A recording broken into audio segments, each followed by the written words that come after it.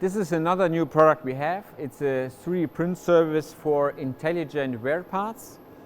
These wear parts are telling you if they have wear or if there's an overload in your application.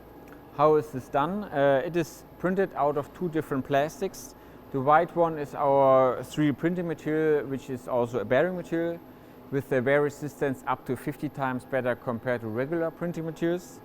And the black material is a conductive material where we are measuring the resistance all the time. And because of the difference, we know the bearing is wearing down, so that you're going to need to switch it within the next weeks.